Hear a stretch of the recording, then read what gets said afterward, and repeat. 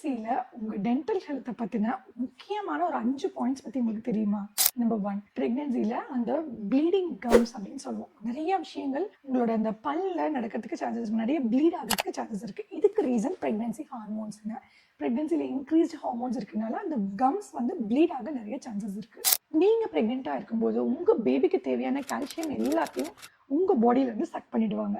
So நீங்கள் ப்ரெக்னெண்ட்டாக இருக்கும்போது கால்சியம் எடுக்க வேண்டியது ரொம்ப ரொம்ப அவசியம். அன்லெஸ் உங்களுக்கு பல்லு ஆடுறதுக்கோ விழுறதுக்கோ கூட சான்சஸ் இருக்குது. உங்கள் பாடி கால்சியம் யூஸ் பண்ணிடும். அதனால ப்ரெக்னென்சியில் நிறைய சலைவா ப்ரொடெக்ஷன் ஒரு சில விமனுக்கு, ப்ரெக்னென்ட் விமனுக்கு இருக்கும்.